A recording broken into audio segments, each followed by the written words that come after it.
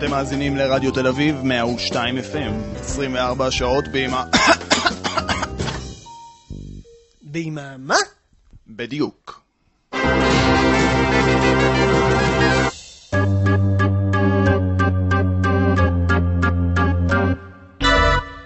שלום, ברוכים הבאים לפינת הפולחן והקלט עם מות הפתיחה המפורסם ששמעתם כרגע. ונמצא איתנו שוב אלון היקר.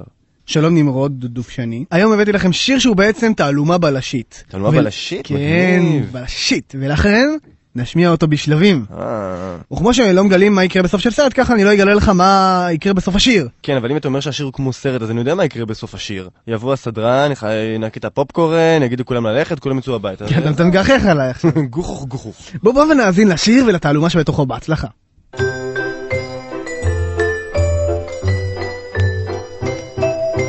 מי הוא זה אשר שכח את השכל במטבח? מי הוא זה אשר שכח את השכל במטבח? מוצג מספר 1, שכל במטבח. מישהו השאיר שכל במטבח. מי נוהג להוציא את השכל ולשים בכל מקומות? מי? שאלה פתוחה, אין לי מושג. בוא נמשיך עם התעלומה. ובמקום האגדה את קרסו מלגלידה. ובמקום האגדה את קרסו מלגלידה. מה ההפך של אגדה? הדגה. כן, אבל פה ההפך של אגדה זה דווקא קרס עם גלידה. מה שהופך את הרוצח לבלתי צפוי ומטורף לגמרי. נמשיך. זה הדוב והצהוב ובין הפיל אחי הקוף.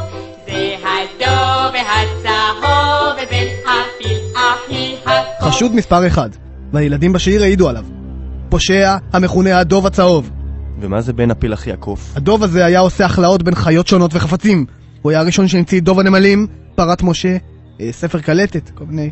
והנה פיל אח של קוף שהוא המציא. נמשיך. ואולי זה לא הדוב, כי הדוב הוא ילד טוב.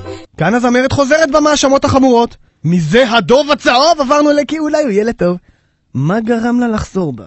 ואולי זה אך ורק בן דודי ושמו יצחק. ואולי זה אך ורק בן דודי ושמו יצחק?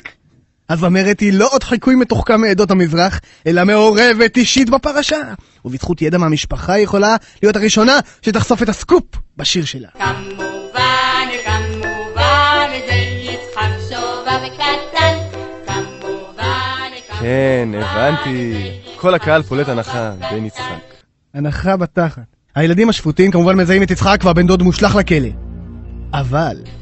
ואולי תגידו לי, מי הרביץ לנעמי? אוקיי, מישהו הרביץ לנעמי, זה חמור, ועכשיו 2 כוס מים ותקשיב באיזו צורה מזעזעת עשו את זה.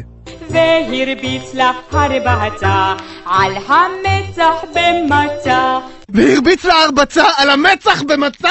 אין מילים, באינטרנט אין דברים כאלה נוראים. עכשיו בוא נזכור שהבן דוד יצחק בכלא. האם עצרנו אדם חף מפשע?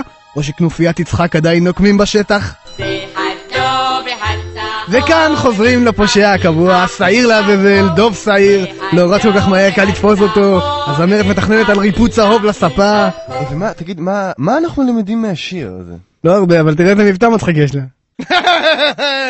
זה הדוב והצהוב ובין הפיל אחי הקוף. זה הדוב והצהוב ובין הפיל אחי הקוף. קטעים נוספים תוכלו לשמוע באתר האינטרנט של היפופוטם, היפופוטם, co.il.